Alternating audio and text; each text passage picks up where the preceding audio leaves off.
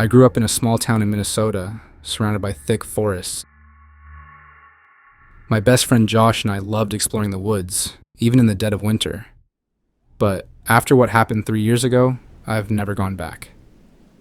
We had decided to camp out overnight near a frozen lake deep in the forest.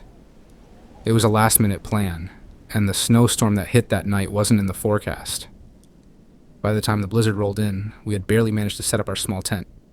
Visibility was almost zero, so we hunkered down and tried to wait it out. Around 2 a.m., I woke up to a noise. It was faint at first, almost like someone calling out in the wind. I nudged Josh awake, and we both listened. The sound grew louder, clearer. It was a voice, a man's voice, yelling, "Help! Please!" Josh grabbed his flashlight and unzipped the tent.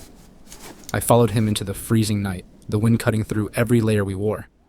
The voice was coming from the direction of the lake. As we stumbled through the knee-deep snow, the voice stopped abruptly. That's when we saw the tracks. They were huge, much larger than any human footprint, and led straight to the edge of the frozen lake. But the strangest thing was that there were no tracks leading back. Just one set, ending at the ice. Josh wanted to turn back, but I insisted we check it out. As we approached the lake, I saw it. Something hunched over on the ice, pale and skeletal, its arms impossibly long. It was crouched, facing away from us, but I could hear it, eating. The crunch of bones and wet tearing of flesh froze me in place. Josh whispered, "What is that?"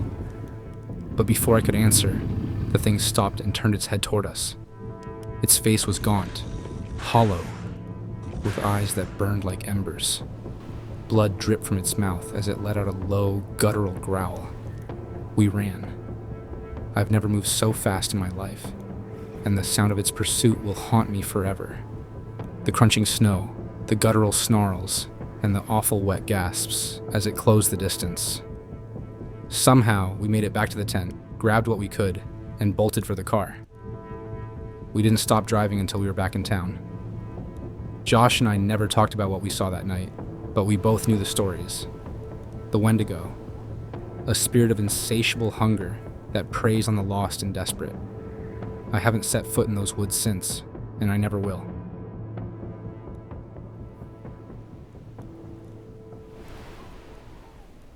I've always loved hiking alone. For me, there's something about the stillness of the wilderness that feels like a reset button on life. Last winter, I decided to spend a weekend at an isolated cabin in the Rockies. It wasn't fancy, just a single room with a wood-burning stove and a cot. It was exactly what I needed to clear my head, or so I thought. The first night was peaceful. Snow was falling lightly, and the only sounds were the crackling of the fire and the occasional howl of wind. But on the second night, I woke up to something strange. I had fallen asleep by the fire, and when I opened my eyes, the flames were almost out. But that wasn't what startled me. It was the sound of scratching. Long, deliberate scrapes against the wooden walls of the cabin. I froze, listening. Then I told myself it had to be a tree branch swaying in the wind. I got up, added some wood to the fire, and peeked out the small window. The snow had stopped, and the night was pitch black, except for the light of the moon reflecting off the snow. I didn't see anything unusual, so I shook it off and went back to sleep. But the next morning, when I stepped outside, I saw the tracks. They weren't human. They weren't animal either. The footprints were massive, clawed, and spaced too far apart for anything I could recognize. They circled the cabin and disappeared into the trees. The rest of the day, I couldn't shake the feeling of being watched. Every crack of a branch or distant rustle in the woods sent my heart racing. I decided I'd leave first thing in the morning. That night, I bolted the door and stoked the fire until the flames roared, hoping the light would keep anything away. Around midnight, I heard it.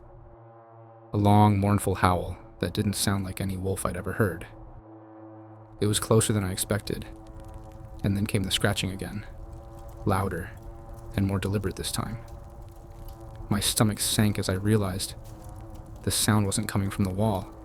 It was coming from the roof. Before I could think, a heavy thud landed outside the door. The air felt electric, and the fire dimmed as if it was afraid.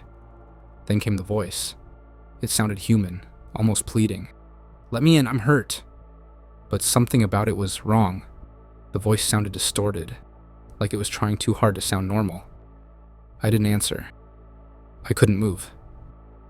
The thing outside began pacing, dragging its claws against the walls again. And then I saw it through the window. The creature stood on two legs but was emaciated, almost skeletal. Its skin was a sickly, pale gray, stretched tight over its bones. Its face was hollow, with sunken eyes and teeth too long for its mouth. It was staring directly at me. And when it smiled, my body locked in terror.